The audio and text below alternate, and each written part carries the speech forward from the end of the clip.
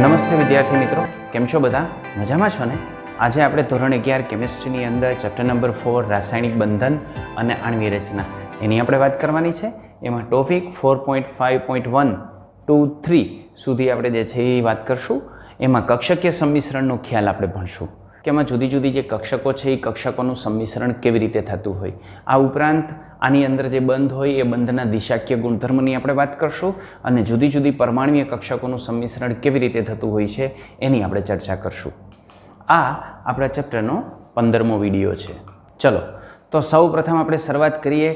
આપણે કાલે ભણી ગયા હતા સંયોજકતા બંધનવાદ. તો એ સંયોજકતા બંધનવાદની અભિધારણાઓ કેટલી છે, એવી શરતો કઈ છે કે જેને લઈને આપણે કહી શકીએ કે સંયોજકતા બંધન એની અંદર જે છે એ જોવા મળશે.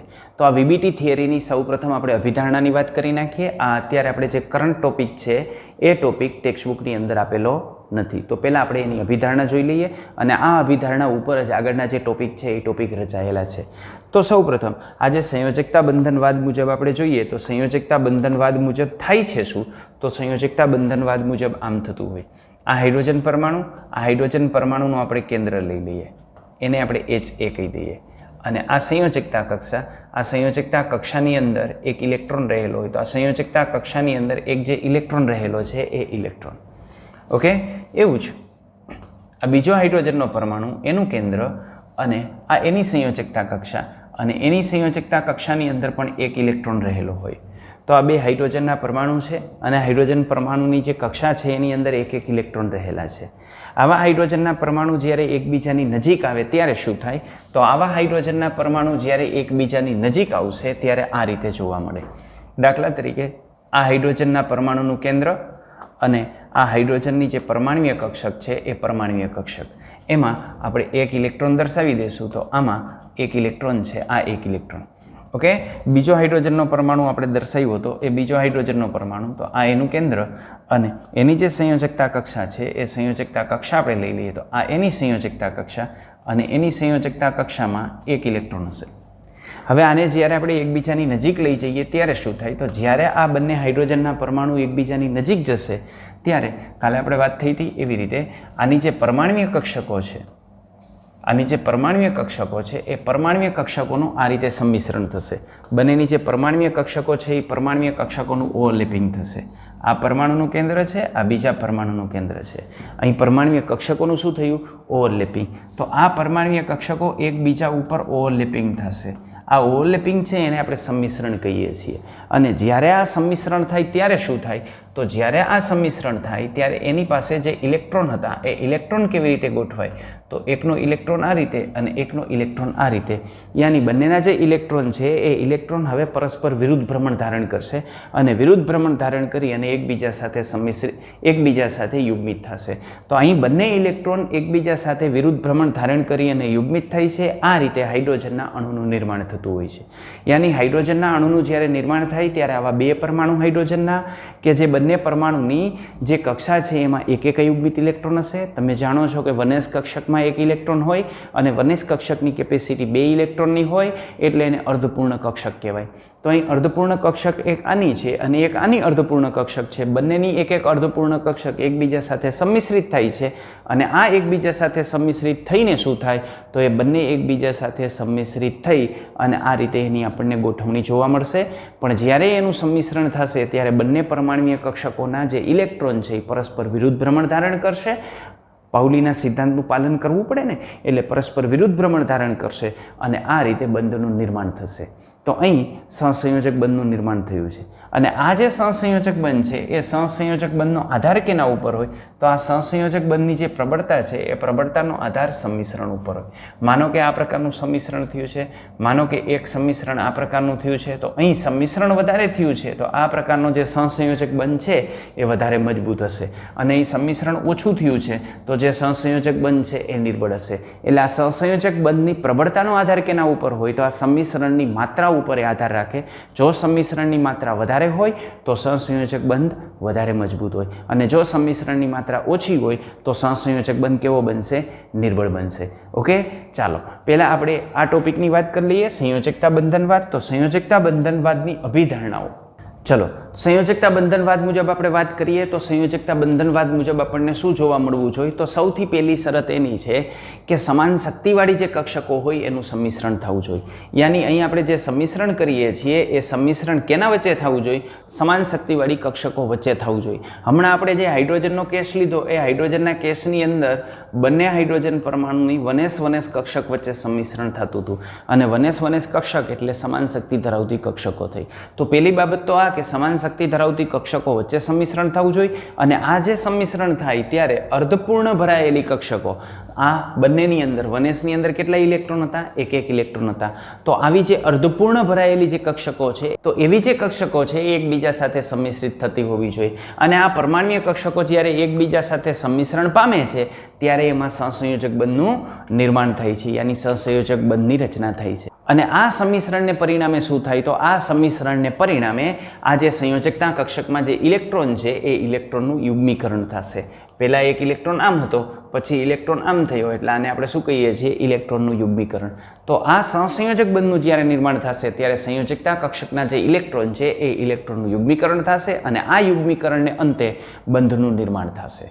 અહીં સહસંયોજક બંધની જે પ્રબળતા છે એ પ્રબળતાનો આધાર કેના ઉપર હોય? તો આ સહસંયોજક બંધની પ્રબળતાનો આધાર આપણે હમણાં વાત કરી કે પરમાણ્વીય કક્ષકોનું સંમિશ્રણ જો વધારે પ્રમાણમાં થાય તો સહસંયોજક બંધની પ્રબળતા વધે. યાની સહસંયોજક બંધની પ્રબળતાનો આધાર છે આ સહસંયોજક બંધની અંદર જે સંમિશ્રણ થાય છે એ સંમિશ્રણની માત્રાના સમપ્રમાણમાં હશે. જો સંમિશ્રણ વધુ માત્રામાં થશે તો વધુ પ્રબળ સહસંયોજક બંધ બનશે અને જો સંમિશ્રણ નિર્બળ થશે તો નિર્બળ સહસંયોજક બંધ બનશે. યાની આ સંમિશ્રણની માત્રાને આધારે આપણે સહસંયોજક બંધની પ્રબળતા નક્કી કરી શકશું. યાની કે સંયોજકતા કક્ષક જેમ એકબીજા સાથે વધુ ને વધુ સંમિશ્રણ થાય, જેમ એકબીજા સાથે સંમિશ્રણ એનું વધુ થશે તો આ વધુ સંમિશ્રણને લઈને આપણને જે સહસંયોજક બંધ મળશે એ સહસંયોજક બંધની પ્રબળતા કેવી હશે? વધુ હશે. યાની વધુ સંમિશ્રણ વધુ પ્રબળ સહસંયોજક બંધ અને જો સંમિશ્રણ ઓછું થાય તો નિર્બળ સહસંયોજક બંધ બને. એટલે બંને પ્રકારના સંમિશ્રણ શક્ય હોય છે. આથી બંને પ્રકારના જે છે એ બંધ આપણને જોવા મળતા હોય તો કેટલાક સહસંયોજક બંધ પ્રબળ હોય, કેટલાક સહસંયોજક બંધ નિર્બળ હોય. સરળ ભાષાની અંદર આપણે વાત કરીએ તો સરળ ભાષાની અંદર સંયોજકતા બંધનવાદની જે અભિધારણાઓ છે એ અભિધારણાઓ યાની એની જે શરતો છે એ શરતોને આપણે આ રીતે રજૂ કરી શકીએ. એમાં પહેલી શરત આપણે એની આપીએ કે સામાન્ય રીતે સંમિશ્રણ પામતી જે પરમાણ્વીય કક્ષકો છે એ પરમાણ્વીય કક્ષકોની ઉર્જામાં તફાવત ન હોવો જોઈએ અથવા તો ઉર્જામાં તફાવત ખૂબ ઓછો હોવો જોઈએ, યાની વધુ તફાવત ન હોવો જોઈએ. તો જે બે પરમાણ્વીય કક્ષકો વચ્ચે સંમિશ્રણ થશે એ સંમિશ્રણ પામનારી બંને જે પરમાણ્વીય કક્ષક છે એ બંને પરમાણ્વીય કક્ષક વચ્ચે શક્તિનો તફાવત ઓછો હોવો જોઈએ, યાની વધુ માત્રામાં શક્તિનો તફાવત ન હોવો જોઈએ. સૌથી બેસ્ટ તો બંનેની શક્તિ સમાન છે, આ સૌથી બેસ્ટ છે, પણ તેમ છતાં જો એમની શક્તિની અંદર તફાવત ઓછો હશે તો સંમિશ્રણ આપણે સારી રીતે કરી શકશું. આ એની પહેલી શરત છે. બીજી શરતની આપણે વાત કરીએ તો આ સંમિશ્રણ પામનારી જે પરમાણ્વીય કક્ષક છે એ પરમાણ્વીય કક્ષક અર્ધપૂર્ણ ભરાયેલી હોવી જોઈએ. હમણાં આપણે વાત કરી કે વનેસ કક્ષકનું સંમિશ્રણ થતું હતું પણ એ બંને વનેસ કક્ષકની અંદર કેટલા ઇલેક્ટ્રોન હતા? એક ઇલેક્ટ્રોન હતા. એટલે કોઈ પણ કક્ષકની અંદર મેક્સિમમ 2 ઇલેક્ટ્રોન સમાઈ શકે. બરાબર, આપણે પેટા કક્ષકની વાત કરીએ છીએ અને એમાં મહત્તમ 2 ઇલેક્ટ્રોન સમાઈ શકે. તો જો એની અંદર 1 ઇલેક્ટ્રોન રહેલો હોય તો એને અર્ધપૂર્ણ કોષ રચના કહેવાય. એટલે આ જે સંમિશ્રણ પામનારી જે પરમાણ્વીય કક્ષક છે એ પરમાણ્વીય કક્ષક કેવી હોવી જોઈએ? તો એ અર્ધપૂર્ણ હોવી જોઈએ અને તેમાં રહેલા ઇલેક્ટ્રોનના ભ્રમણની જે દિશા છે એ એકબીજાની વિરુદ્ધ હોવી જોઈએ. એટલે બંનેના જે ભ્રમણ છે, ઇલેક્ટ્રોનના ભ્રમણ છે, એક માનો કે ક્લોકવાઇઝ પરિભ્રમણ કરતો હોય તો બીજાનું જે ભ્રમણ છે એ કેવું હોવું જોઈએ? એન્ટી ક્લોકવાઇઝ હોવું જોઈએ. તો જો આ બંનેના ભ્રમણની દિશા એકબીજાની વિરુદ્ધ દિશાની અંદર ગોઠવાય તો એમના વચ્ચે યુગ્મીકરણ ખૂબ સરળતાથી થાય. ચાલો ત્રીજા મુદ્દાની આપણે વાત કરીએ તો આ જે પરમાણ્વીય કક્ષક છે એ પરમાણ્વીય કક્ષકની અંદર યોગ્ય માત્રામાં સંમિશ્રણ થવું જોઈએ.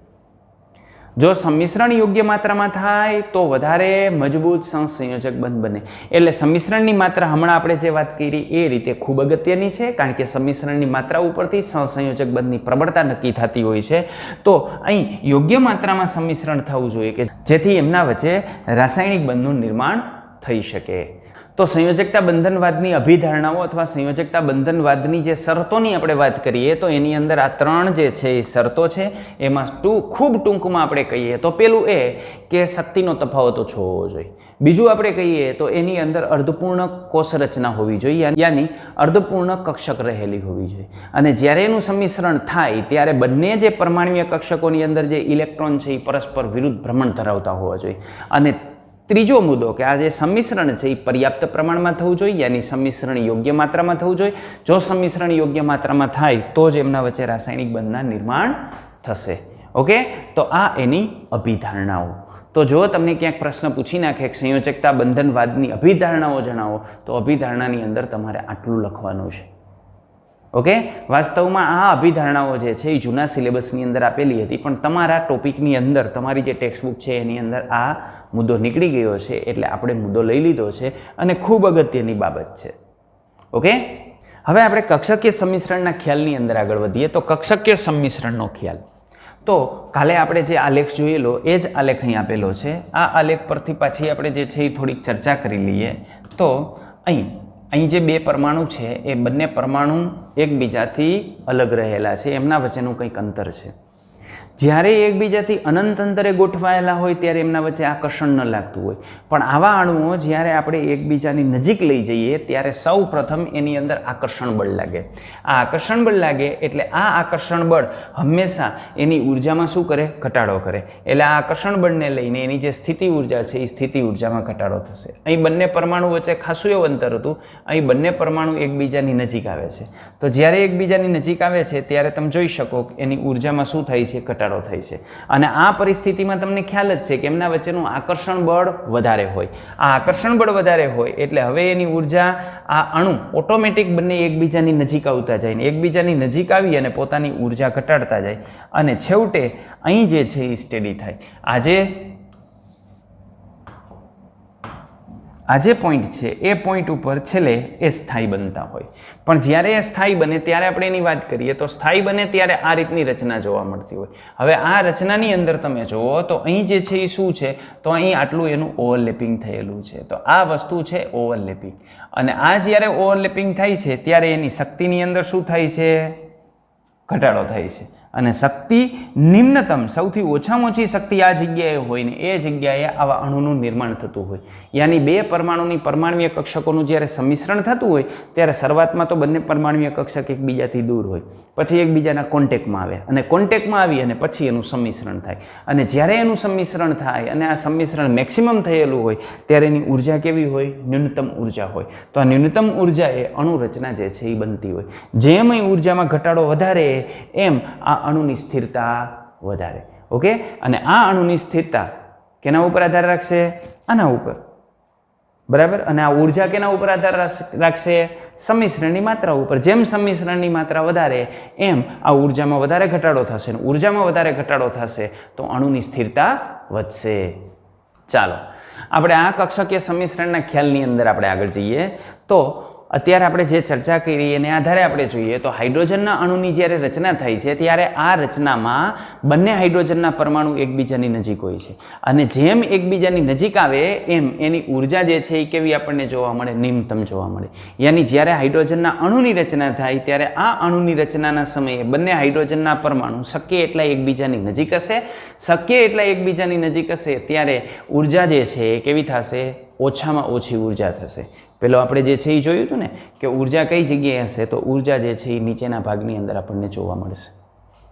ઓકે, ચાલો અહીં પરમાણ્વીય કક્ષકો કંઈક અંશે એકબીજા સાથે એનું આંતરભેદન થતું હોય, એકબીજા સાથે ઓવરલેપિંગ થતી હોય. તો આ જે આંતરભેદન થાય છે એ આંતરભેદનને જ આપણે ઓળખીએ છીએ પરમાણ્વીય કક્ષકોના સંમિશ્રણ તરીકે. આ જે પરમાણ્વીય કક્ષકોનું સંમિશ્રણ જ્યારે થાય ત્યારે એની અંદર રહેલા જે ઇલેક્ટ્રોન છે કે જે અયુગ્મિત ઇલેક્ટ્રોન હતા એ અયુગ્મિત ઇલેક્ટ્રોનનું હવે શું બનશે?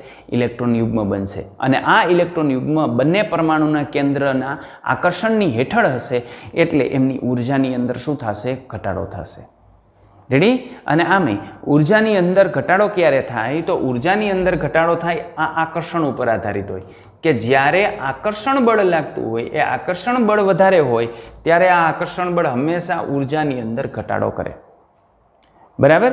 અને બીજી વસ્તુ અપાકર્ષણ બળ છે, એ અપાકર્ષણ બળ હંમેશા અપાકર્ષણ બળ વધે તો અણુની ઉર્જા વધે, અને ઉર્જા વધે એટલે સ્થિરતામાં શું થાય? ઘટાડો થાય. તો અપાકર્ષણ હંમેશા ઉર્જા વધારશે પણ અણુની સ્થિરતાની અંદર ઘટાડો કરશે, અને આ આકર્ષણ બળ વધારે હશે તો ઉર્જા ઘટશે, ને ઉર્જા ઘટશે એટલે સ્થિરતામાં શું થશે? વધારો થશે. બરાબર. તો દરેકની અંદર આ વસ્તુ સેમ રહેશે. કાલે આપણે જોયું હતું કે જ્યારે આપણે એ જે આલેખ છે એ આલેખમાં ઉપરના ભાગમાં એમાં લઈ જતા હતા કે આ નજીકમાં નજીક જે પરમાણુ ગોઠવાઈ ગયા, હવે જો આપણે એને એકબીજાથી વધારે નજીક લઈ જઈએ ને તો આકર્ષણ બળ કરતાં અપાકર્ષણ બળ વધી જતું હતું, અને અપાકર્ષણ બળ વધે એટલે ઉર્જામાં શું થતો હતો? વધારો થતો હતો. એટલે આલેખમાં એ ઉપર ચડતા હતા. ઉર્જામાં વધારો થતો હતો એટલે આ અણુની જે સ્થિરતા છે એ સ્થિરતામાં ઘટાડો થતો હતો, એટલે ત્યાંથી આપણે મૂકીએ તો સીધા જ બંને પરમાણુ એકબીજાથી દૂર ચાલ્યા જતા હતા. ઓકે. તો સંમિશ્રણના ખ્યાલની અંદર આપણે આ રીતે સમજી શકીએ. ચાલો આપણે આગળ જઈએ તો આપણે આ રીતે જોઈ શકીએ કે આ સંમિશ્રણની માત્રા છે એ સહસંયોજક બંધનું જે સામર્થ્ય છે એ સામર્થ્ય નક્કી કરશે. જો સંમિશ્રણની માત્રા વધુ હશે તો જે સહસંયોજક બંધ છે એ સહસંયોજક બંધ વધારે મજબૂત હશે, એટલે સંમિશ્રણની માત્રા વધુ તો સહસંયોજક બંધ વધારે મજબૂત, અને જો સંમિશ્રણની માત્રા ઓછી તો સહસંયોજક બંધ કેવો? નિર્બળ. આ સહસંયોજક બંધનું જે સામર્થ્ય છે એ સામર્થ્ય નક્કી થાય છે કેને આધારે? સંમિશ્રણની માત્રાને આધારે. હમણાં આપણે વાત કરી એવી રીતે જો વધારે સંમિશ્રણ થાય તો સહસંયોજક બંધની અંદર બંને પરમાણુ એકબીજાની વધારે નજીક આવશે, અને વધારે નજીક આવશે તો આ બંધનું સામર્થ્ય કેવું રહેશે? વધારે રહેશે. અને અહીં આપણે ચર્ચા કરી એવી રીતે આ કક્ષકીય સંમિશ્રણના ખ્યાલથી આપણે એ પણ બાબત ખ્યાલ આવી કે બંને પરમાણુનું જ્યારે એકબીજા સાથે સહસંયોજક બંધ રચતો હોય ત્યારે આ સહસંયોજક બંધની જ્યારે રચના થાય છે ત્યારે ઇલેક્ટ્રોનનું શું થાય છે? યુગ્મીકરણ થાય છે. પણ કેવી રીતે ઇલેક્ટ્રોનનું યુગ્મીકરણ થાય છે? વિરુદ્ધ ભ્રમણ ધરાવતા જે સંયોજકતા ઇલેક્ટ્રોન છે એ સંયોજકતા ઇલેક્ટ્રોનનું યુગ્મીકરણ થાય છે.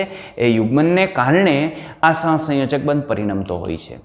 ચલો મિત્રો, તો હવે આપણે વાત કરીએ બંધના દિશાકીય ગુણધર્મની અંદર.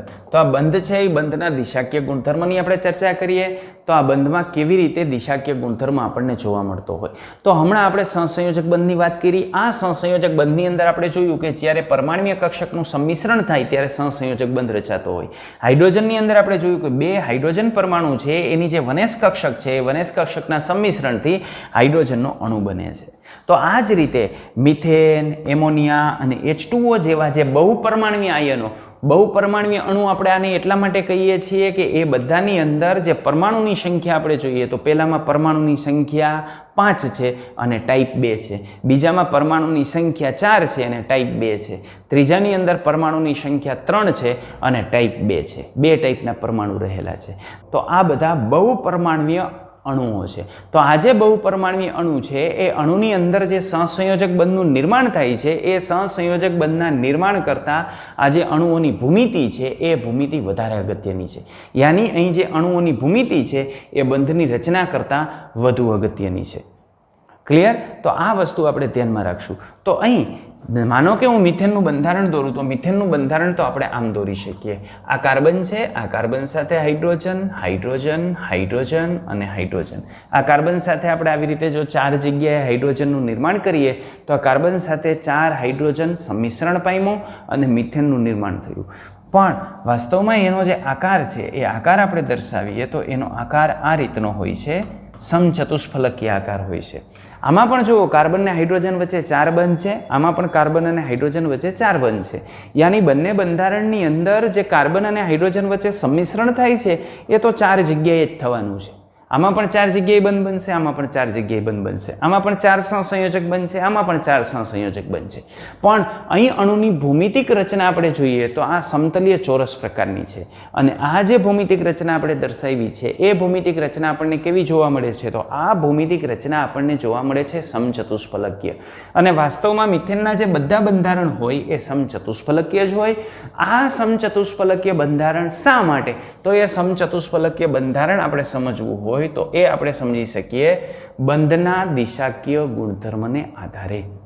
તો આ બંધનો જે દિશાકીય ગુણધર્મ છે એ અણુની ભૂમિતિ સમજવા માટે ખૂબ અગત્યનો છે. ઉદાહરણ તરીકે આપણે લઈએ કે આ મિથેન છે એ મિથેનનો અણુ શા માટે સમચતુષ્ફલકીય રચના ધરાવતો હોય અને એમના વચ્ચેનો જે બંધકોણ છે એ બંધકોણ HCH બંધકોણ 109.5 ડિગ્રીનો આપણને શા માટે જોવા મળે છે. આ જ રીતે જે એમોનિયાનો આકાર છે એ શા માટે પિરામિડલ હોય અને એમની અંદર બંધકોણ 107 ડિગ્રીનો આપણને શા માટે જોવા મળે છે. અહીં સંયોજકતા બંધનવાદની અંદર આપણે જોઈએ તો મિથેન છે, એમોનિયા છે, પાણી છે, એના જેવા જે જુદા જુદા અણુઓ રહેલા છે એની અંદર બંધની રચના અને આ જે બંધનો દિશાત્મક ગુણધર્મ છે એ ગુણધર્મ આપણે બે બાબતોથી સમજાવશું. એક તો પરમાણ્વીય કક્ષકોનું સંમિશ્રણ અને બીજું સંકરણનું જે પર્યાય છે યાની સંકરણ. આના સંદર્ભમાં આપણે સમજાવશું. તો પરમાણ્વીય કક્ષકોનું સંમિશ્રણ છે એ સંમિશ્રણ અને સંકરણ છે એના પર્યાયની અંદર આપણે આ અણુનો બંધની જે રચના અને દિશાત્મક ગુણધર્મ છે એ ગુણધર્મોને આપણે સમજાવશું. ઓકે, ચલો મિત્રો, હવે આપણે વાત કરીએ પરમાણ્વીય કક્ષકોના સંમિશ્રણની. તો આ પરમાણ્વીય કક્ષકોનું સંમિશ્રણ કેવી રીતે થાય? તો જ્યારે બે પરમાણુની કક્ષકો એકબીજાની નજીક આવી અને બંધ બનાવે છે ત્યારે એમના વચ્ચે સંમિશ્રણ થતું હોય અને એનું જે સંમિશ્રણ છે એ સંમિશ્રણ આ ત્રણ પ્રકારનું હોઈ શકે. એમના વચ્ચે ધન સંમિશ્રણ હોઈ શકે, ઋણ સંમિશ્રણ હોઈ શકે અથવા શૂન્ય સંમિશ્રણ હોઈ શકે. હવે એમના વચ્ચેનું સંમિશ્રણ આ ધન થશે, ઋણ થશે કે શૂન્ય થશે એનો આધાર કેના ઉપર હોય? તો એનો જે આધાર છે એ અવકાશીય જે તરંગ વિધેય છે એ તરંગ વિધેયની સંજ્ઞા ઉપર હોય. તરંગ વિધેય કે જેને આપણે સાઈ વડે દર્શાવતા હતા, આ તરંગ વિધેય સાઈની અંદર જુદી જુદી જે આપણે બીજા ચેપ્ટરની અંદર ભણી ગયા ને કે તરંગ વિધેય સાઈ, તો તરંગ વિધેય સાઈને આધારે આપણે એની જે કલા દર્શાવતા હતા એ કલાને આધારે અને એના જે દિક વિન્યાસની દિશા છે એ દિક વિન્યાસની દિશા એના ઉપર આધાર રાખશે કે એમના વચ્ચેનું સંમિશ્રણ ધન થાય છે, ઋણ થાય છે કે શૂન્ય સંમિશ્રણ થાય છે. ચલો આપણે સાથે સાથે એક વસ્તુની વાત કરી લઈએ કે આપણે જે પરમાણ્વીય કક્ષકોની સીમા સપાટીવાળી આકૃતિ દર્શાવીએ તો આ સીમા સપાટીવાળી આકૃતિની અંદર કક્ષકીય તરંગ વિધેયની અંદર જે પોઝિટિવ અને નેગેટિવ આપણે દર્શાવશું, પ્લસ અને માઇનસ સાઇન જે દર્શાવશું, નિશાની દર્શાવશું, એ વીજભાર સાથે સંબંધિત નથી. પોઝિટિવ યાની પ્લસ અને નેગેટિવ યાની માઇનસ એવું નહીં. ઋણ વીજભાર ને ધન વીજભાર સાથે એને કોઈ સંબંધ નથી. આ પ્લસ અને માઇનસ જે છે એ ચાર્જ નથી. એ માત્ર ને માત્ર શું દર્શાવે છે? તો માત્ર ને માત્ર દર્શાવે છે કક્ષકીય તરંગ વિધેય. દાખલા તરીકે માનો કે હું પી કક્ષક દોરું તો તમે જાણો છો કે પી કક્ષક ડંબેલ આકારની છે. ઓકે, અને આ કક્ષકને હું px કહીશ તો એક લોબને હું પોઝિટિવ કહીશ અને એક લોબને હું નેગેટિવ કહીશ. તો આ પોઝિટિવ અને નેગેટિવ શું છે? તો પોઝિટિવ અને નેગેટિવ એનો જે કલા છે અથવા ફેઝ છે એ ફેઝ દર્શાવે છે. ઉપરનો ફેઝ પોઝિટિવ છે, નીચેનો ફેઝ નેગેટિવ છે. એને તરંગ વિધેય સાઈ સાથે સંબંધ છે, વીજભાર સાથે સંબંધ નથી. ઓકે, ધન સંમિશ્રણ ક્યારે થાય? તો ધન સંમિશ્રણની અંદર આ જે કલા આપણે કહીએ છીએ એ કલા કેવી હોય? સમાન હોય. તો બંધ રચતી જે કક્ષકો છે એ કક્ષકોની કલા સમાન હોય અને સાથે સાથે એનો દિક વિન્યાસ પણ સમાન હોય તો એમના વચ્ચેનું જે સંમિશ્રણ થાય છે એ સંમિશ્રણને આપણે ધન સંમિશ્રણ કહેશું. ઓકે, થોડા સબ્ર કરો, ધન સંમિશ્રણ આપણે હમણાં જોઈએ જ છીએ. ક્લિયર? તો એક વસ્તુ ખ્યાલ આવી ગઈ કે આ બંધ રચતી જે કક્ષકો છે એ કક્ષકોની સંજ્ઞા યાની કે એની કલા કેવી હોવી જોઈએ? સમાન હોવી જોઈએ. અને બે કક્ષકોના દિક વિન્યાસ પણ કેવા હોવા જોઈએ? સમાન હોવા જોઈએ. તો એમના વચ્ચે જે સંમિશ્રણ થશે એ સંમિશ્રણને આપણે કેવું કહેશું? ધન સંમિશ્રણ કહેશું. રેડી? અહીં એસ અને પી કક્ષકોના જુદા જુદા જે સંમિશ્રણ છે એ સંમિશ્રણ આપણે હવે લઈએ છીએ, એની હવે આપણે ચર્ચા કરીએ. ચાલો તો સંમિશ્રણની ચર્ચા આપણે કરીએ છીએ. એક વસ્તુ આપણે ક્લિયર કરી નાખશું કે આ જે અક્ષ છે એને આપણે ઝેડ અક્ષ કહેશું, આ જે અક્ષ છે એને આપણે એક્સ અક્ષ કહેશું અને આ જે અક્ષ છે એને આપણે વાય અક્ષ કહેશું. બરાબર? તો આની અંદર એક્સ, વાય અને ઝેડ જે અક્ષ છે એ અક્ષની પસંદગી આપણે આ રીતે કરશું. ક્લિયર? ઓકે, અને સંમિશ્રણની જે અક્ષ છે ને એ સંમિશ્રણની અક્ષ આપણે ઝેડ રાખશું, યાની ઝેડ અક્ષ ઉપર આપણે સંમિશ્રણ કરાવશું. યાની માનો કે પીઝેડ કક્ષક છે તો પીઝેડ કક્ષક હું કેવી રીતે દોરીશ? તો પીઝેડ કક્ષક છે એ હું આ રીતે દોરીશ, આ પીઝેડ કક્ષક દોરીશ. ઓકે, જો આમ હું દોરું તો આપણે શું સમજશું? કઈ કક્ષક છે? આ px કક્ષક છે. અને જો આ રીતે આપણે દર્શાવીએ તો આપણે શું સમજશું કે એ કઈ છે? py છે. એટલે એક વસ્તુ આના ઉપર આપણે જો કક્ષક ગોઠવીએ તો આ જે કક્ષક છે એ કક્ષક કઈ થશે? આ pz કક્ષક. એટલે આવો શેપ હું દોરું તો આપણે સમજશું pz છે. બરાબર? પણ જો હું આ રીતે દોરું, અહીં આમ દોરું તો આ x અક્ષ ઉપર મૂકેલી છે એટલે આપણે એને px સમજશું. ક્લિયર? ઓકે, અને જો આ રીતે આપણે મૂકીએ તો આપણે આવી કક્ષક દોરેલી હોય તેને આપણે શું સમજશું? py કક્ષક સમજશું. ઓકે, તો પહેલા ઓરિએન્ટેશન, આને કહેવાય દિક વિન્યાસ. ક્લિયર? તો આ દિક વિન્યાસની પહેલા આપણે આટલી માહિતી મેળવી લઈએ કે આપણે જે કક્ષકો છે એ કક્ષકોના દિક વિન્યાસ આપણે આવી રીતે સેટ કરશું. રેડી? ચાલો. હવે હું બે પીઝેડ કક્ષકો અહીં દોરું.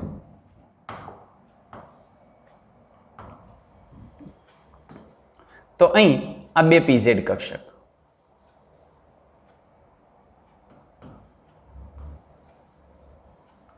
આ બે પીઝેડ કક્ષક, આ પીઝેડ કક્ષકની અંદર જે ચાર્જ છે એ ચાર્જ હું આ રીતે મૂકું છું કે આની કલા પ્લસ છે, આની કલા પ્લસ છે, આની કલા માઇનસ છે અને આની કલા માઇનસ છે. રેડી? આ રીતનું આપણને જોવા મળે છે. બીજી હું પીઝેડ સાથે એસ દોરું તો પીઝેડ સાથે એસ આપણે દર્શાવવી હોય તો પીઝેડ સાથે એસ આ રીતે દર્શાવશું. આ પીઝેડ કક્ષક છે, આ પીઝેડ પ્લસ આ એસ કક્ષક. એસ કક્ષકનો બહારનો જે લોબ હોય એ લોબ આપણે પ્લસ જ ગણશું, એટલે એસ કક્ષકની અંદર આપણે આ જ રીતે વર્તુળાકાર હોય છે, પ્લસ લોબ જ સિમેટ્રિકલ એની રચના હોય. એટલે આમાં બે પાર્ટ છે, એટલે આ પાર્ટ આપણે પ્લસ છે અને આ માઇનસ છે. પ્લસ અને માઇનસ ફરીથી વીજભાર નથી, એ શું છે? એ તરંગ વિધેય સાઈની નિશાની છે. ક્લિયર? તો અહીંયા હું આ પ્રકારની કક્ષક દોરું છું. હવે હું બે px કક્ષક દોરું તો આ px કક્ષક આપણે કેવી રીતે દર્શાવવાની વાત થઈ હતી? આ રીતે. આ પ્લસ દર્શાવી દઉં, આ ભી પ્લસ દર્શાવી દઉં, આ માઇનસ, આ માઇનસ. આ કઈ કક્ષક છે? આ px છે અને આ કઈ છે? px છે. ઓકે, આ કઈ છે? pz છે, આ પણ pz છે. આ કઈ છે? pz છે અને આ કઈ છે? s છે. તો અહીં આપણે આનું સંમિશ્રણ આપણે આ રીતે દર્શાવશું. py નું મારે સંમિશ્રણ દર્શાવવું હોય તો py ને હું આ રીતે દર્શાવીશ. ચલો, આ py છે, આમાં હું આ પ્લસ લઈ લઉં, આ પ્લસ લઈ લઉં, આ માઇનસ લઈ લઉં, આ માઇનસ લઈ લઉં. આ કઈ છે? py. આ કઈ છે? py. રેડી? તો એક વસ્તુ તો ક્લિયર થઈ ગઈ. ચાલો, જો આ બંને કઈ છે? pz છે, યાની બંનેનો દિક વિન્યાસ તો સેમ થઈ ગયો, z અક્ષ ઉપર બંને ગોઠવાયેલી હશે. આ કઈ છે? px છે, તો એ બંનેનો દિક વિન્યાસ પણ સેમ થઈ ગયો કારણ કે બંને x અક્ષ ઉપર ગોઠવાયેલી હશે. અને આ py છે, તો બંને y અક્ષ ઉપર ગોઠવાયેલી હશે, એટલે આનો દિક વિન્યાસ ફિક્સ થઈ ગયો. રેડી? તો હવે આ બે કક્ષકોનું જ્યારે આપણે સંમિશ્રણ કરીએ ત્યારે આ બે કક્ષકોનું સંમિશ્રણ આપણે દર્શાવવું હોય તો હું આ રીતે દર્શાવી શકું આ બંને કક્ષકોનું સંમિશ્રણ. આ બંને લોબ જે છે એ એકબીજા સાથે મર્જ થઈ જશે, એટલે આનું સંમિશ્રણ આપણે દર્શાવવું હોય તો આનું સંમિશ્રણ આપણે આમ દર્શાવી શકીએ. આ થયું એનું સંમિશ્રણ કે આ સંમિશ્રણની અંદર આ કેવો છે? માઇનસ પાર્ટ છે, આ બંને પ્લસ પાર્ટ છે, આ માઇનસ પાર્ટ છે. તો આ સંમિશ્રણ આ રીતે થયું. આને કહેવાય પરમાણ્વીય કક્ષકોનું સંમિશ્રણ. રેડી? તો આ રીતે અહીં સંમિશ્રણ થતું હશે. અહીં આપણે સંમિશ્રણ લઈએ તો આ સંમિશ્રણ આપણે આમ દર્શાવી શકીએ, આમ. આ માઇનસ પાર્ટ છે અને આ પ્લસ પાર્ટ છે. પ્લસ પાર્ટની અંદર આ બંનેનું શું થયું? સંમિશ્રણ. આની અંદર આપણે સંમિશ્રણ દર્શાવવું હોય તો આનું સંમિશ્રણ આપણે આમ દર્શાવી શકીએ, આમ. આમ સંમિશ્રણ. આ પ્લસ છે, આ પ્લસ છે, આ માઇનસ છે, માઇનસ છે, આ સંમિશ્રણ. આ સંમિશ્રણને આપણે દર્શાવવું હોય તો ઘણી બધી વખત આપણે આ સંમિશ્રણને આમ પણ દર્શાવતા હોઈએ છીએ.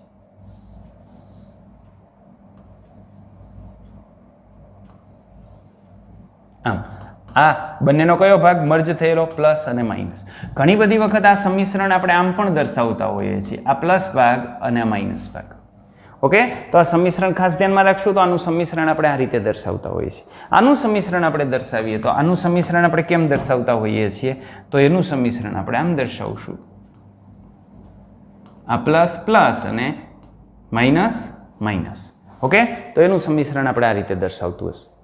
તો તમે એક વસ્તુ ધ્યાનમાં રાખો, અહીંયા મર્જ કોણ થાય છે? બંનેના કયા કલા કેવી? બંનેની સમાન. આ બંનેની કલા કેવી? સમાન. અને સાથે pz ની અંદર દિક વિન્યાસ પણ કેવો? સમાન. કલા સમાન, દિક વિન્યાસ સમાન, તો આપણે એને કહેશું ધન સંમિશ્રણ. એટલે આ ધન સંમિશ્રણ છે, અભિધન સંમિશ્રણ છે, અભિધન સંમિશ્રણ છે અને અભિધન સંમિશ્રણ છે. અહીં ધન સંમિશ્રણની અંદર તમે એની કલા જુઓ તો કલા pz અને s કલા સેમ છે. pz ક્યાં હોય? z અક્ષ ઉપર હોય. s ક્યાં હોય? અત્ર તત્ર સર્વત્ર, કારણ કે s તો ગોળાકાર છે. ઓકે, એટલે દરેક જગ્યાએ હોય એટલે એનું સંમિશ્રણ કોઈ પણ ડાયરેક્શનમાંથી આપણે કરી શકીએ. તો આ સંમિશ્રણની અંદર જ્યારે એનો દિક વિન્યાસ અને એની જે કલા છે યાની એનો જે ફેઝ છે એ સમાન હોય ત્યારે આ રીતનું સંમિશ્રણ થાય. આ સંમિશ્રણને આપણે ધન સંમિશ્રણ કહેશું. રેડી? આ સંમિશ્રણની આપણે આકૃતિ આ રીતે દર્શાવી શકીએ. ક્લિયર? ઓકે, તમે આ રીતની રચના જે છે એ ડ્રો કરી લેજો. ઓકે, ચાલો. આ જે ધન સંમિશ્રણ છે એ ધન સંમિશ્રણને આપણે આ રીતે પણ દર્શાવી શકીએ. ક્લિયર? તો એ ધન સંમિશ્રણ કેના વચ્ચેનું આ ધન સંમિશ્રણ છે? તો અહીં જે ધન સંમિશ્રણ આપણને આપ્યું છે એની આપણે વાત કરીએ તો આ જે ધન સંમિશ્રણ છે એ કેના વચ્ચેનું છે? પીઝેડ પીઝેડ વચ્ચેનું. આ કેના વચ્ચેનું છે? પીઝેડ એસ વચ્ચેનું. આ કેના વચ્ચેનું છે? પીએક્સ પીએક્સ વચ્ચેનું. અને આ કેના વચ્ચેનું છે? પીવાય પીવાય વચ્ચેનું. રેડી? એક વસ્તુ આપણે ધ્યાન રાખશું કે આની અંદર સંમિશ્રણની અક્ષ કઈ છે? તો બધાની અંદર સંમિશ્રણની જે અક્ષ છે એ સંમિશ્રણની અક્ષ તરીકે ઝેડ અક્ષ લીધી છે. બરાબર? બાકી આ પીએક્સ પીએક્સ ની અંદર જો આપણે આમ સંમિશ્રણ કરીએ, આમ આ એક પીએક્સ છે, આ બીજી પીએક્સ છે, આને હું કહી દઉં નેગેટિવ, આ પોઝિટિવ અને નેગેટિવ. આની અંદર સંમિશ્રણ જો હું આ કઈ એક્સ અક્ષ, આ એક્સ અક્ષ ઉપર આપણે જો સંમિશ્રણ કરીએ તો એક્સ અક્ષ ઉપર આપણે સંમિશ્રણ કરીએ તો આપણને આમ મળે માઇનસ પ્લસ માઇનસ. રેડી? આમ સંમિશ્રણ થાય. પણ એક વસ્તુ આપણે ફિક્સ રાખી દઈએ છીએ, સંમિશ્રણની અક્ષ તરીકે આપણે ઝેડ અક્ષ સ્વીકારી લીધેલી છે. કોઈ પણ જગ્યાએ સંમિશ્રણ તો ઝેડ અક્ષ ઉપર જ કરશું, આમ જ સંમિશ્રણ કરશું, આમ સંમિશ્રણ નહીં કરીએ. રેડી? આ ઝેડ અક્ષ અને એ ઝેડ અક્ષ ઉપર જ આપણે સંમિશ્રણ કરશું એટલે સંમિશ્રણની અક્ષ ઝેડ લેશું એટલે આ બધા જે છે એ પોઝિટિવ સંમિશ્રણ છે. તો આ બધા જ જે સંમિશ્રણ છે એ સંમિશ્રણને આપણે પોઝિટિવ સંમિશ્રણ કહીએ છીએ. રેડી? આ પોઝિટિવ સંમિશ્રણને લઈને ધન ભાગનો જે ગોળો છે એ ગોળો કેવો થઈ જાય? આની કલા મોટી થઈ જાય. અહીંયા પોઝિટિવ કલા મોટી થઈ જાય. પોઝિટિવ કલા મોટી થાય, નેગેટિવ કલા મોટી થાય. પોઝિટિવ કલા મોટી થાય, નેગેટિવ કલા મોટી થાય. ઓકે? કલા શું છે? તરંગ વિધેય સાઈની નિશાની, ચાર્જ નથી. ઓકે? વળી પાછા તમે એવું ન લાવતા કે આ ધન ધન વીજભાર વચ્ચે અપાકર્ષણ ન થાય. અરે મારા વાલા, એ ચાર્જ નથી. ઓકે? ચાલો હવે ઋણ સંમિશ્રણ કોને કહેવાય? ઋણ સંમિશ્રણની અંદર શું થતું હોય? તો સંમિશ્રણ કરવું હોય ને તો દિક વિન્યાસ તો તમારે સેમ જ રાખવો પડે. જો તમે એની અંદર કલા બદલાવી નાખો ને તો ઋણ સંમિશ્રણ થઈ જાય. ઓકે? યાની દિક વિન્યાસ સેમ પણ કલા જુદી જુદી, તો જે સંમિશ્રણ થાય એ સંમિશ્રણને કેવું સંમિશ્રણ કહેશું? ઋણ સંમિશ્રણ. ચલો તો પહેલા આપણે વાત કરી લઈએ પીઝેડ પીઝેડની. આ એક પીઝેડ લઈ લઉં છું અને આ બીજી પીઝેડ લઈ લઉં છું. બરાબર? અહીં હું પ્લસ રાખું છું, માઇનસ પ્લસ, અહીંયા પ્લસ છે એટલે અહીંયા કઈ રાખશું? Minus plus. તો આ જે સંમિશ્રણ છે એ સંમિશ્રણને આપણે કેવું કહેશું? ઋણ સંમિશ્રણ કહેશું. બીજા સંમિશ્રણની અંદર આ પીઝેડ કક્ષક લઉં છું, માઇનસ પ્લસ, અને અહીં એસ કક્ષકનું સંમિશ્રણ રાખીએ. એસ કક્ષક તો પોઝિટિવ જ આપણે દર્શાવશું. પીએક્સ પીએક્સનું આપણે સંમિશ્રણ દર્શાવીએ તો આ પીએક્સ, અહીંયા પ્લસ, અહીંયા માઇનસ, અહીંયા પ્લસ, પણ ઉપરના ભાગમાં પ્લસ છે એટલે કેવું કરી નાખશું? માઇનસ. નીચે જે છે એ માઇનસની જગ્યાએ કેવું કરી નાખશું? પ્લસ કરી નાખશું. પીવાય પીવાયની આપણે વાત કરીએ તો આ પીવાય, આ પ્લસ, આ માઇનસ, તો આ કેવું? Minus plus. અહીંયા તમે ઉલટું કરી નાખો તો ચાલે, અહીંયા માઇનસ કરો ને અહીંયા પ્લસ કરો અને અહીંયા નિશાની બધી બદલાવી નાખો તો ચાલે. રેડી? પણ એસમાં તો આપણે અહીંયા પ્લસ દર્શાવીએ છીએ એટલામાં તમારે કમ્પલસરી અહીં માઇનસ લેવું પડશે. ચાલો, આ બંને કઈ છે? પીઝેડ પીઝેડ, યાની દિક વિન્યાસ કેવો? સરખો. હવે એ બેને આપણે આમ ભેગી કરીએ, સંમિશ્રણ એનું કરીએ તો એનું સંમિશ્રણ કરીએ એટલે એનું સંમિશ્રણ કેમ થાય? તો એનું જે સંમિશ્રણ છે એ સંમિશ્રણ આ રીતે થશે. તો આ થઈ ગયું એનું સંમિશ્રણ. રેડી? આ સંમિશ્રણની અંદર અહીંયા કેવું છે? નેગેટિવ. આ કેવું છે? પોઝિટિવ. આ કેવું છે? નેગેટિવ. આ કેવું છે? પોઝિટિવ. તો અહીં જે સંમિશ્રણ થાય છે એ સંમિશ્રણ કોનું થાય છે? તો જુઓ, આ સંમિશ્રણ થયું પોઝિટિવ અને નેગેટિવનું. એટલે આ જે સંમિશ્રણ છે એને ઋણ સંમિશ્રણ આપણે કહેશું. રેડી? તો આ થઈ ગયું ઋણ સંમિશ્રણ. એ જ રીતે આપણે આની અંદર જે સંમિશ્રણની વાત કરીએ તો આની અંદર સંમિશ્રણ કેવું થશે? તો આની અંદર સંમિશ્રણ આમ થશે. આ પ્લસ છે, આ માઇનસ છે, આ પ્લસ છે, તો ત્યાં પણ સંમિશ્રણ કેવું? ઋણ સંમિશ્રણ. આ સંમિશ્રણની વાત કરીએ તો આ સંમિશ્રણ પણ આ જ રીતે થાય, પણ એક આ બાજુનું પ્લસ છે એટલે આ પ્લસનું સંમિશ્રણ, આ માઇનસનું સંમિશ્રણ, આ માઇનસનું સંમિશ્રણ, આ પ્લસનું સંમિશ્રણ. આની અંદર આપણે વાત કરીએ તો આની અંદર જે સંમિશ્રણ છે એ સંમિશ્રણ આ રીતનું છે, તો આ પ્લસ માઇનસ માઇનસ પ્લસ એટલે આ ઋણ સંમિશ્રણ. તો જ્યારે ઋણ સંમિશ્રણ થતું હોય ત્યારે આ રીતે થાય. ઋણ સંમિશ્રણની અંદર શું હોય? તો દિક વિન્યાસ આપણે જે કહીએ છીએ સમાન, પણ કલા કેવી? જુદી જુદી. તો કલા જો જુદી જુદી હોય ને દિક વિન્યાસ સમાન હોય તો ઋણ સંમિશ્રણ થાય. ઓકે? આ રીતનું સમજાઈ ગઈ આટલી વાત? ચાલો હવે એ આપણે જોવું હોય તો આ રીતે લખી શકીએ. ચાલો અહીં આપણે બીજી તમને એક આકૃતિ મેં આપેલી છે. આ આકૃતિની અંદર ક્યાં શું દર્શાવે છે તો એ આ કેના વચ્ચેનું સમીકરણ છે PZ વચ્ચેનું, પણ અહીં પ્લસ અને અહીં માઇનસ એટલે કેવું સમીકરણ? ઋણ સમીકરણ. આ PZ અને S વચ્ચેનું, આ માઇનસ અને આ પ્લસ એટલે ઋણ સમીકરણ. આ PX વચ્ચેનું પણ કેવું? માઇનસ અને પ્લસ. આ પેલું પ્લસ છે બીજું માઇનસ છે એટલે ઋણ સમીકરણ. અહીંયા પ્લસ અને માઇનસ છે કોના વચ્ચેનું? PY વચ્ચેનું, પણ પ્લસ અને માઇનસ એટલે કેવું સમીકરણ થઈ ગયું? ઓકે, ખ્યાલ આવ્યો? તો આ રીતે આપણે સમીકરણ દર્શાવી શકીએ. તો આ ઋણ સમીકરણ છે. ચાલો, તો હવે ત્રીજો પ્રશ્ન આવ્યો. ધન સમીકરણની આપણે વાત કરી. ધન સમીકરણની અંદર દિક્વિન્યાસ અને કલા બંને સમાન હોવા જોઈએ. ઋણ સમીકરણની અંદર દિક્વિન્યાસ સમાન હોવો જોઈએ પણ કલા જુદી જુદી હોવી જોઈએ. ઓકે, તો ઋણ સમીકરણ થાય. તો શૂન્ય સમીકરણ ક્યારે થાય? તો શૂન્ય સમીકરણ ત્યારે થાય કે જ્યારે દિક્વિન્યાસ જુદો જુદો હોય. કલા કેવી છે એની સાથે મતલબ નથી, કલા સમાન છે કે જુદી જુદી છે એની સાથે આપણને મતલબ નથી, પણ દિક વિન્યાસ જ્યારે જુદો જુદો હોય ને ત્યારે એની અંદર શૂન્ય સમીકરણ થાય. ઓકે, ચાલો, તો શૂન્ય સમીકરણ આપણે દર્શાવવું હોય તો શૂન્ય સમીકરણ આટલા વચ્ચે શૂન્ય સમીકરણ થાય. આપણે સમીકરણની અક્ષ કઈ લઈ લીધી છે? સમીકરણની અક્ષ આપણે કઈ લઈ લીધી છે? ઝેડ અક્ષ. ઝેડ અક્ષને લઈને હું વાત કરું છું. તો ચાલો, આ એક PX કક્ષક. રેડી? તો આ PX કક્ષક અને બીજી હું મૂકી દઉં PY કક્ષક. તો આ PX કક્ષક ને PY કક્ષક પણ નિશાની જે હોય પણ આને જ્યારે તમે Z અક્ષ ઉપરથી ભેગી કરો, ભેગી ક્યાંથી કરશું આપણે? Z અક્ષ ઉપરથી. તો Z અક્ષ ઉપરથી આપણે જ્યારે ભેગી કરશું ત્યારે આપણને આમ જોવા મળશે, એની અંદર કંઈ સમીકરણ નહીં થાય.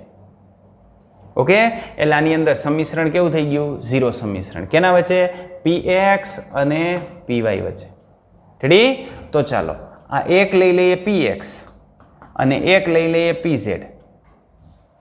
તો PX અને PZ આના વચ્ચેના સમીકરણની આપણે વાત કરીએ તો જ્યારે તમે આ બેને ભેગી કરશો ત્યારે આકાર આપણને આ રીતનો જોવા મળશે. બરાબર? અહીં પણ સમીકરણ કેવું થઈ જશે? તો આ સમીકરણ થઈ જશે 0. એટલે PX PY વચ્ચેનું સમીકરણ કેવું હોય? શૂન્ય સમીકરણ. PX અને PZ વચ્ચેનું સમીકરણ કેવું હોય? શૂન્ય સમીકરણ. તો આ PZ અને PY આ બે વચ્ચેનું સમીકરણ કેવું હોય? તો PZ અને PY વચ્ચેનું સમીકરણ આપણે જોઈએ તો એ પણ કેવું થાય? ઋણ સમીકરણ થાય. તો એની વાત કરી નાખીએ PZ અને PY. તો ચાલો, PY એટલે આમ ક્રોસમાં દોરીશ, PZ એટલે આપણે આમ દોરશું. આ બેનું સમીકરણ આપણે કરીએ તો એ બેનું સમીકરણ આપણને આમ મળશે. આ PZ છે અને આ કોણ છે? તો એ છે PY. પણ સમીકરણ નહીં થાય, ભેગી નહીં થાય. ઓકે, યાની PX PY શૂન્ય સમીકરણ, PX PZ શૂન્ય સમીકરણ, PZ PY શૂન્ય સમીકરણ. રેડી આટલું? ઓકે, બીજું PZ સાથે S નું સમીકરણ થતું હતું. બરાબર? પણ જો આપણે PY અને S લઈ લઈએ તો શૂન્ય સમીકરણ અને PX અને S એનું પણ શૂન્ય સમીકરણ. તો આટલી કક્ષકો વચ્ચે શૂન્ય સમીકરણ જોવા મળે. ખાસ નોંધ કરી લેવી.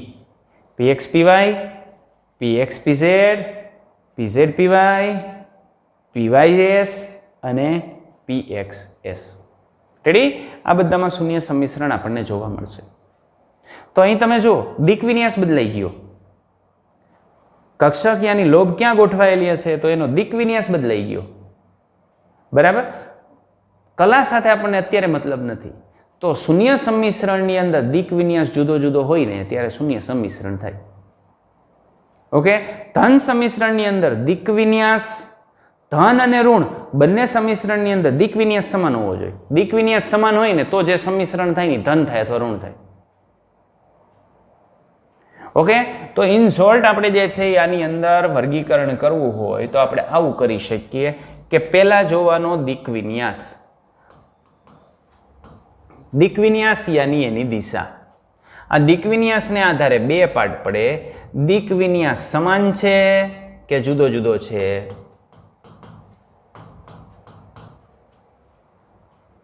રેડી? જો દિક્વિન્યાસ જુદો જુદો હોય તો શૂન્ય સમ્મિશ્રણ થાય. આ થઈ ગયું શૂન્ય સમ્મિશ્રણ. અને જો આ દિક્વિન્યાસ સમાન હોય તો તમારે શું જોવાનું? તો હવે જોવાની કલા. કલા કેવી છે? કલા સમાન છે. ઓકે, તો પોઝિટિવ. અને કલા અસમાન છે યાની જુદી જુદી છે, કલા જુદી જુદી તો કેવું થઈ ગયું? તો નેગેટિવ સંમિશ્રણ. એટલે કક્ષકોનું જે સંમિશ્રણ છે એ સંમિશ્રણ આપણે આ રીતે પહેલા દિક વિન્યાસને આધારે નક્કી કરવાનું. દિક વિન્યાસ સમાન હોય ને તો આ બેમાંથી એક આવે, અને દિક વિન્યાસ જુદો જુદો હોય ને એટલે શૂન્ય સંમિશ્રણ જ થાય.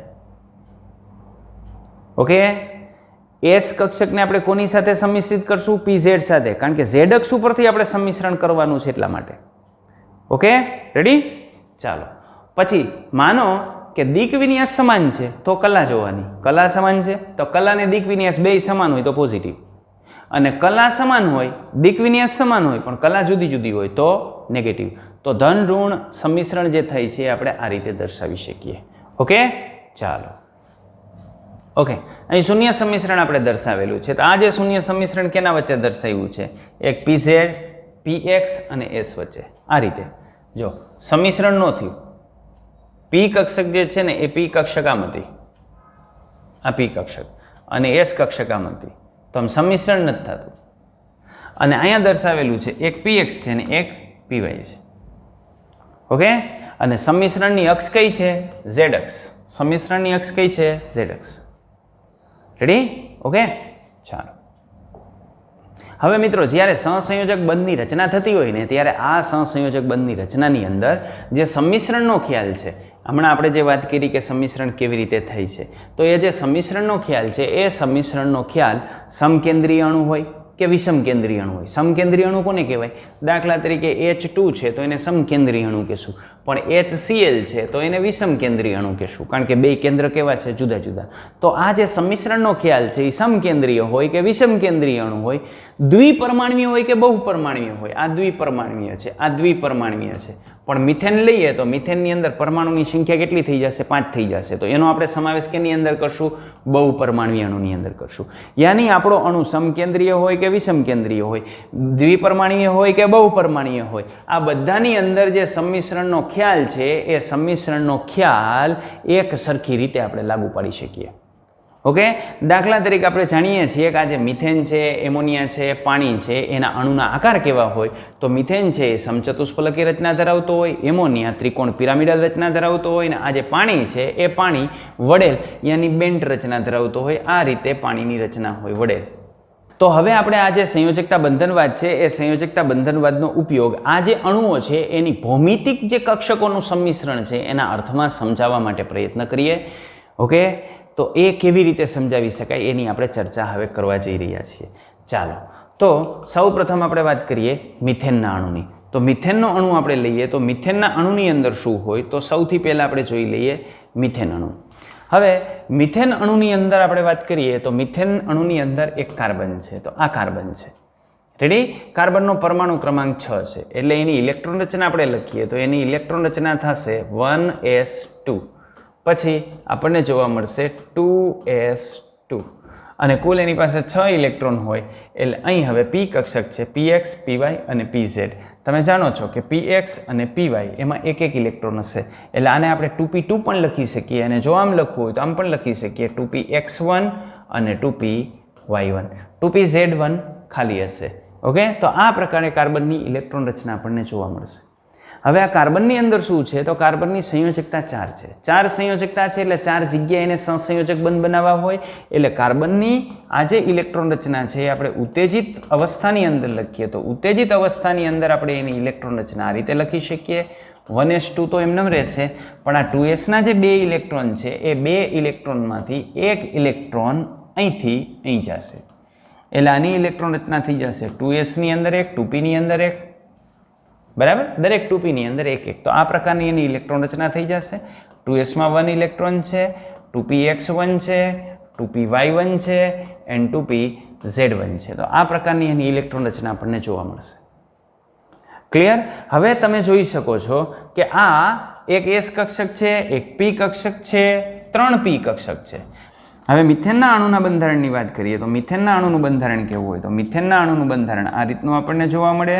આ 1s2 છે, ઓકે, આ 2s છે, 2sમાં એક ઇલેક્ટ્રોન છે, આ બધી જે 2p કક્ષક છે એ બધી 2p કક્ષકની અંદર એક એક ઇલેક્ટ્રોન છે.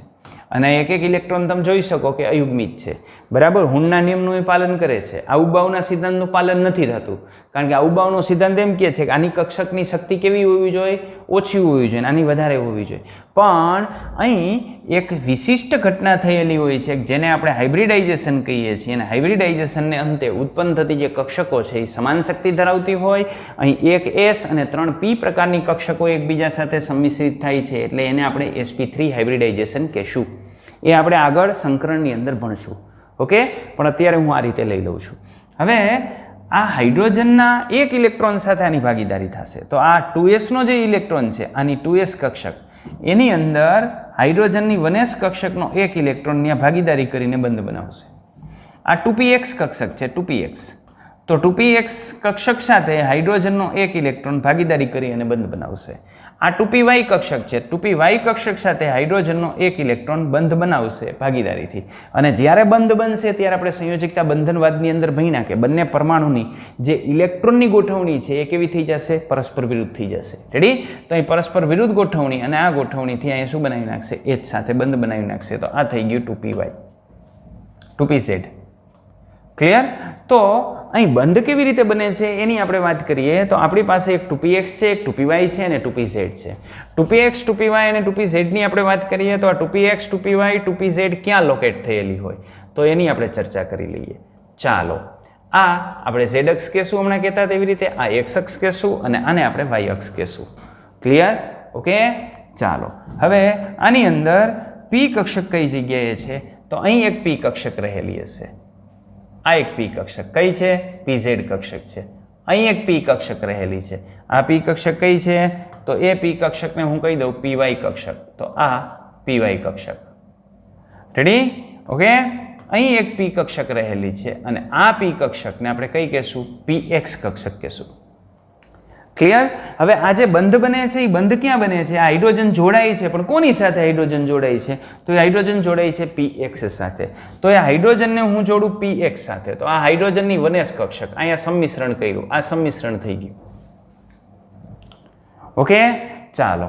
અહીંયા pz સાથે એનું py સાથે એનું સંમિશ્રણ થયું, તો આ py સાથેનું એનું સંમિશ્રણ થઈ ગયું. અને pz સાથેનું એનું સંમિશ્રણ દર્શાવીએ તો આ pz સાથે એનું સંમિશ્રણ થઈ ગયું. તો આ રીતનું સંમિશ્રણ થયું. ઓકે, તો હવે આ પ્રકારનું જો બંધારણ થતું હોય તો આ કોણ છે? H છે. આ કોણ છે? કાર્બન છે ને. આ મધ્યસ્થ પરમાણુ તો કોણ છે? કાર્બન જ છે. તો આ છે કાર્બન અને આ છે H. તો આ જે બંધ બન્યો એ કેના વચ્ચે બંધ બન્યો? તો H અને કાર્બન વચ્ચેનો બંધ છે. આ બાજુ જે બંધ બન્યો એ કેના વચ્ચેનો બન્યો? H અને કાર્બન વચ્ચેનો બંધ છે. અહીંયા જે અક્ષ ઉપર બંધ બન્યો એ કેના વચ્ચે બન્યો?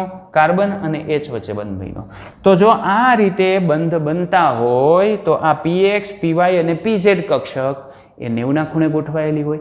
અને જો એ 90 ના ખૂણે ગોઠવાયેલી હોય તો hydrogen carbon hydrogen hydrogen carbon hydrogen બંધ કોણ કેટલાનો થવો જોઈએ? 90 ડિગ્રીનો થવો જોઈએ. અને એ 90 ડિગ્રીનો થવો જોઈએ, પણ વાસ્તવમાં આપણે મિથેનનું જ્યારે વિવર્તન ફોટોગ્રાફી લઈએ તો સ્પેક્ટ્રોસ્કોપીને આધારે આપણને ખ્યાલ આવે છે કે એની અંદર બંધ કોણ 90 ડિગ્રીનો નહીં, પણ કેટલો હોય? 109.5 ડિગ્રીનો આપણને જોવા મળે છે. તો એ 109.5 ડિગ્રીનો શા માટે? તો એ આને આધારે સમજાવી શકાય નહીં. ઓકે, બીજું આ S કક્ષક સાથે જોડાયેલો છે, તો આની 2s કક્ષક છે, આની 1s કક્ષક છે. એ તો બને ગોળાકાર હોય. ગોળાકાર હોય એટલે ગમે એ દિશામાંથી એ જોડાઈ શકે. એને જોડાવાનું તો ફિક્સ ન હોય, એ તો ગમે તે સાઈડથી જોડાઈ શકે. રેડી? તો 3 બંધ કોણ આની અંદર આપણને 90 ડિગ્રીના જોવા મળવા જોઈએ, પણ મળતા નથી જોવા મળતા. તો એ કેમ સમજાવશું? કારણ કે વાસ્તવિકતા એ છે કે 109.5 નો જોવા મળે છે. તો એ આપણે કેમ સમજાવશું? આમ તો સમજાવી નથી શકતા. તો એની સમજણ માટે સંકરણ જે છે એ સંકરણ છે કે આ જ્યારે મિથેનનું બંધારણ બનતું હોય ત્યારે સૌ પ્રથમ કાર્બનની અંદર શું થતું હોય તો એનું સંકરણ આપણને જોવા મળતું હોય. એની આ પરમાણ્વીય કક્ષકો છે એની અંદર હાઇબ્રિડાઇઝેશન થતું હોય. પણ એ હાઇબ્રિડાઇઝેશનની ચર્ચા આપણે સંકરણવાળા ટોપિકની અંદર કરશું. Okay, ready? તો આ વસ્તુ ક્લિયર થઈ ગઈ કે આમાં બંધ કોણ 90 ડિગ્રીનો શું કામ મળવો જોઈએ? ખ્યાલ આવ્યો તમને? રેડી? તો આ 90 ડિગ્રીનો મળવો જોઈએ, પણ મળતો નથી. મળે છે કેટલો? 109.5 ડિગ્રીનો. ઓકે, ચાલો ટેક્સ્ટબુકના શબ્દ સ આપણે વાત કરીએ તો ટેક્સ્ટબુકના શબ્દ સ આ મિથેનની અંદર કાર્બનની ધરાવસ્થામાં આપણે ઇલેક્ટ્રોન રચના લઈએ તો એની ઇલેક્ટ્રોન રચના હમણાં આપણે દર્શાવી તેવી રીતે 1s2 2s2 અને 2p2 2p2 આ રીતે આપણે દર્શાવી શકીએ બરાબર. આ 2p2ની જગ્યાએ તમારે 2px1 2py1 લખવી હોય તો એ પણ લખી શકો. અને ઉત્તેજિત અવસ્થાની અંદર આપણે એની ઇલેક્ટ્રોન રચના લખીએ તો એની ઇલેક્ટ્રોન રચના આમ હોય. આ 2sનો જે ઇલેક્ટ્રોન છે એ ખાલી 2p કક્ષકની અંદર શિફ્ટ થયો, યાની 2sની અંદર એક છે, 2pની અંદર એક છે, 2pની અંદર એક છે, 2pની અંદર એક છે, યાની 2px 2py અને 2pzની અંદર એક એક ઇલેક્ટ્રોન રહેલો છે. હવે આ ઉત્તેજિત અવસ્થામાં જવા માટે એને કંઈક ઉર્જાની જરૂર પડશે. તો એ ઉર્જા એને ક્યાંથી મળશે? તો આ ઉત્તેજન માટેની જરૂરી ઉર્જા છે એ હાઇડ્રોજન અને કાર્બનની પરમાણ્વીય કક્ષકો જ્યારે એકબીજાની નજીક આવશે, એનું સંમિશ્રણ થશે, ત્યારે એની ઉર્જામાં ઘટાડો થશે, યાની એ ઉર્જાનું ઉત્સર્જન કરશે. એ ઉર્જાનું જે ઉત્સર્જન છે એ ઉર્જાનું ઉત્સર્જન આ કાર્બન શોષી લેશે અને આ રીતે ઉત્તેજિત અવસ્થાની અંદર કાર્બન જે છે એ જશે. એટલે કાર્બનને ઉત્તેજિત અવસ્થા માટે ઉર્જાની જરૂર પડશે. જેટલી ઉર્જાની જરૂર પડશે એટલી જ ઉર્જા કાર્બન અને હાઇડ્રોજનનું જ્યારે સંમિશ્રણ થશે ત્યારે છૂટી પડશે. તો આ બંને ઉર્જા એકબીજા સાથે કેવી થઈ જશે? સરભર થઈ જશે બરાબર. તો એક મુક્ત થતી ઉર્જા છે અને એક જરૂરી ઉર્જા છે. આ બંને લગભગ સરખી હોય અને સરખી હોય એટલે એ સરભર થઈ જશે. ચલો હમણાં આપણે જોયું કે આ કાર્બન છે એ કાર્બનની 4 પરમાણ્વીય કક્ષકો કે જેની પાસે એક એક અયુગ્મિત ઇલેક્ટ્રોન છે. 2s1 2px1 2py1 2pz1 તો આ બધાની અંદર એક એક અયુગ્મિત ઇલેક્ટ્રોન છે. તે 4 હાઇડ્રોજન પરમાણુની 1s કક્ષક સાથે એક એક ઇલેક્ટ્રોનની ભાગીદારી કરશે અને આ ભાગીદારી થાય ત્યારે ઇલેક્ટ્રોનનું શું થશે? ઇલેક્ટ્રોનનું યુગ્મીકરણ થઈ જશે. બંને ઇલેક્ટ્રોન પરસ્પર કેવા ભ્રમણ સાથે જોડાશે? વિરોધ ભ્રમણ સાથે જોડાશે અને એનું સંમિશ્રણ થઈ અને આ સંમિશ્રણ થઈ અને 4 CH બંધનું નિર્માણ થશે.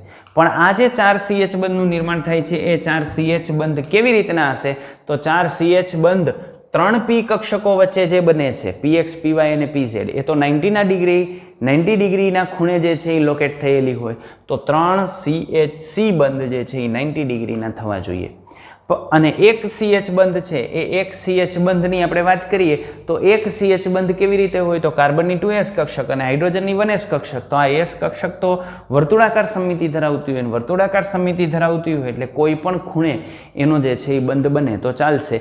પણ 3 જે છે એ 3 90ના ખૂણે એકબીજા સાથે દિક્વિન્યાસિત થયેલી હોવી જોઈએ એટલે 90 ડિગ્રીના ખૂણે એ ગોઠવાયેલી હશે.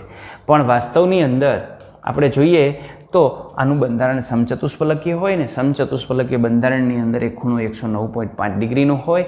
એની સાથે આ જે બાબત છે એ બાબત બંધ બેસતી નથી. તો આ તો સનાતન સત્ય છે. આ તો આપણે અત્યારે જે સમજૂતી આપી એ છે. તો આને આધારે આ સનાતન સત્ય કેમ આપણે સમજાવી શકીએ? તો અત્યારે બંધ બેસતું નથી તો કેમ સમજાવશું? તો એ આપણે સમજાવશું સંકરણને આધારે. તો અહીં આપણે જે સાદું સંમિશ્રણ સમજાવીએ છીએ કે સાદું સંમિશ્રણ કેવી રીતે થઈ જાય, તો એ જે સાદું સંમિશ્રણ છે એ સાદું સંમિશ્રણ આની જે દિશાત્મક લાક્ષણિકતા છે એ દિશાત્મક લાક્ષણિકતાનો આપણને હિસાબ આપતો નથી કે શા માટે સમચતુષ્ફલકીય આનું બંધારણ કેમ, આમ શા માટે સમચતુષ્ફલકીય. તો સાદું આપણે જે સંમિશ્રણ સમજાવીએ છીએ એ સરળ સંમિશ્રણને આધારે આપણે આનો આકાર જે છે એ આકાર સમજાવી શકતા નથી. એ આકાર સમજાવવા માટે આપણે જરૂર કેની પડશે? સંકરણની જરૂર પડશે. ચલો તો જેવું મિથેનનું થયું એવી જ રીતે મિથેનમાં આપણે જે પ્રકારની દલીલ કરી અને જે રીતે પહેલાં મિથેનમાં આપણે કાર્બનનું બંધારણ દોર્યું, કાર્બનની ઇલેક્ટ્રોન રચના લખી, પછી ઉત્તેજિત અવસ્થામાં કાર્બનની ઇલેક્ટ્રોન રચના લખીને પછી એનું બંધારણ દર્શાવ્યું, એવું જ આપણે એમોનિયા અને પાણીની અંદર કરી શકીએ અને એ જ રીતે આપણે એની સમજૂતી આપી શકીએ. ચાલો આપણે એમોનિયાની અંદર જોઈ લઈએ એમોનિયાની અંદર શું થતું હશે. તો એમોનિયાની અંદર આ રીતનું બનતું હોય. આ એમોનિયા છે. એમોનિયાની અંદર નાઇટ્રોજનની ઇલેક્ટ્રોન રચના હિલિયમ કમ્પ્લીટ યાની 1s2, પછી આપણને જોવા મળે 2s2 અને પછી આની અંદર એક એક ઇલેક્ટ્રોન હોય એટલે આ પ્રકાર આપણને જોવા મળે. રેડી? આમ જોવા મળશે. અહીં નાઇટ્રોજનને ઉત્તેજિત અવસ્થામાં જવાની કંઈ જરૂરિયાત નથી કારણ કે નાઇટ્રોજનની અંદર જે ગોઠવણી છે એ ગોઠવણી આ રીતે છે. પણ તેમ છતાં આપણે હાઇબ્રિડાઇઝેશનને આધારે સમજવું હોય તો હાઇબ્રિડાઇઝેશનને આધારે આપણે આમ સમજી શકીએ કે આ જે કક્ષકો છે એ કક્ષકોની શક્તિ કેવી થઈ જાય છે? 4 કક્ષકોની અંદર રૂપાંતરિત થઈ જાય. આ 4 કક્ષકોની અંદર રૂપાંતરિત થઈ જાય યાની આની એક S પ્રકારની કક્ષક અને 3p પ્રકારની કક્ષકો છે એના વચ્ચે સંમિશ્રણ થાય છે.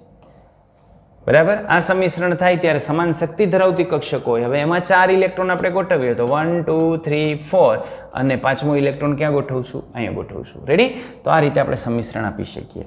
હવે આમાંથી જ્યારે આપણે એમોનિયા બનાવીએ છીએ ત્યારે એમોનિયાની રચના કેવી રીતે હોય? તો આ એમોનિયાની રચનાની અંદર આ હાઇબ્રિડાઇઝેશન તો કયું થશે? sp3 જ થશે. પણ એની જે ગોઠવણી છે એ ગોઠવણીની આપણે વાત કરીએ તો ગોઠવણી કંઈક આ રીતની હશે. આની 2s કક્ષક કે જેમાં 2 ઇલેક્ટ્રોન છે અને આ 3 કક્ષકો એમાં 1 ઇલેક્ટ્રોન છે. હવે અષ્ટક પૂર્ણ કરવા માટે અથવા ભાગીદારી માટે એને હાઇડ્રોજનની જરૂર પડે. અહીંયા હાઇડ્રોજનના 1 ઇલેક્ટ્રોન સાથે ભાગીદારી કરશે, અહીં હાઇડ્રોજનના બીજા ઇલેક્ટ્રોન સાથે અને હાઇડ્રોજનના ત્રીજા ઇલેક્ટ્રોન સાથે ભાગીદારી કરશે. p કક્ષકમાં આ રીતની ભાગીદારી થશે. અહીં હાઇબ્રિડાઇઝેશન કયું થાય? sp3. અને આ જે ઇલેક્ટ્રોન છે એ બંધમાં ભાગ નથી લેતો એટલે આને આપણે શું કહેશું? Lone pair electron. તો એમોનિયાનું આપણે બંધારણ દર્શાવીએ ત્યારે એમોનિયાનું બંધારણ આપણે આમ દર્શાવશું. આ લોન પેર ઇલેક્ટ્રોન કયો? આ જે છે એ. રેડી? અને આ 3 જગ્યાએ હાઇડ્રોજન સાથે બંધ બનાવેલા ઇલેક્ટ્રોન તો આ રીતે ત્રિકોણ પિરામિડલ આકાર આનો જોવા મળે. તો આ રીતે હવે તમે પાણીનું કરી શકો. જો પાણીનું તમે કરવા જાઓ તો અહીંયા શું લેવો પડે? ઓક્સિજન. તો અહીંયા ઇલેક્ટ્રોન હજી એક વધી જાય. તો અહીંયા આપણે ઓક્સિજન લઈએ એટલે અહીંયા ઇલેક્ટ્રોન કેમ થઈ જાય? આમ થઈ જાય. તો અહીં આપણે બંધારણ દર્શાવવું પડે H2O નું. તો આ H2O નું બંધારણ આપણે દર્શાવીએ તો આ H2O નું બંધારણ આપણે આ રીતે દર્શાવી શકીએ. ચાલો, તો આ H2O નું બંધારણ આપણે દર્શાવીએ તો આ 2 તો હતા જૈસે થે, અહીં 2 હતા. આ 2p કક્ષક, 2p કક્ષકની અંદર આમ હતું, આમાં 2 છે, આમાં 1 છે, આમાં 1 છે. આવડું સંમિશ્રણ થશે. આ સંમિશ્રણને આપણે sp3 હાઇબ્રિડાઇઝેશન કહેશું. પણ આ sp3 હાઇબ્રિડાઇઝેશનમાં હાઇડ્રોજનની ક્યાં જરૂર પડશે? 1 અહીંયા અને 1 અહીંયા. રેડી? તો આનું બંધારણ આપણે દર્શાવીએ એટલે ઓક્સિજન, એની સાથે 1 હાઇડ્રોજન અને એની પાસે લોન પેર ઇલેક્ટ્રોન કેટલા હોય? 2. તો આ 2 લોન પેર ઇલેક્ટ્રોન. રેડી? આ કયા છે? lp લોન પેર અને આ બી કયો છે? Lone pair. ક્લિયર? તો આ રીતે આપણે પાણીનું બંધારણ દર્શાવી શકીએ. તો એમોનિયા અને પાણીના બંધારણની આપણે વાત કરીએ તો આગળ જે આપણે દલીલ કરી એ દલીલને આધારે એમોનિયા અને પાણીનું બંધારણ સમજાવી શકીએ. અને એમાં 90 ડિગ્રીના ખૂણાની આપણે જે વાત કરતા હતા એ વાત પણ આપણે જે છે એ કરી શકીએ કે એમાં 90 ડિગ્રીનો હોવો જોઈએ. પણ વાસ્તવની અંદર એમોનિયાની અંદર બંધકોણ આપણને 107 ડિગ્રીનો જોવા મળે છે. જ્યારે પાણી છે એ પાણીની અંદર એ બંધકોણ 104.5નો જોવા મળે છે. એટલે એમોનિયાની અંદર 107 ડિગ્રીનો જોવા મળે અને પાણીની અંદર આપણને જોવા મળશે 104.5 ડિગ્રી. તો આ બંને જે બાબત છે એ મૂળ એના જે 90 ડિગ્રીના ખૂણા ધરાવે છે એની સાથે સુસંગત નથી. એટલે આમાં પણ કંઈક ગડબડ છે. તો એ ગડબડ આપણે દૂર કરવા માટે આપણે અભ્યાસ કરવો પડશે સંકરણનો. પણ સંકરણનો અભ્યાસ આજે નહીં, સંકરણનો અભ્યાસ હવે પછી આપણે કરશું. તો અહીં આપણે આપણો આ જે વિડીયો છે એ વિડીયો પૂરો કરીએ છીએ. ઓકે, બધાનો ખૂબ ખૂબ આભાર. ખૂબ સારી રીતે ભણજો, સમજીને ભણજો. બહારનું આવે તો પણ એ તમે કરતા જજો. સાથે સાથે નોટ એકદમ પરફેક્ટ રેડી કરજો કે જેથી JEE અને નીટની એક્ઝામ આપણે ખૂબ સારી રીતે અને સરળતાથી ક્લિયર કરી શકીએ અને ખૂબ સારો એની અંદર સ્કોર કરી શકીએ. ઓકે, બધાને ટાટા બાય બાય. આવજો અને વિડીયો લાઈક કરવાનું ન ભૂલતા.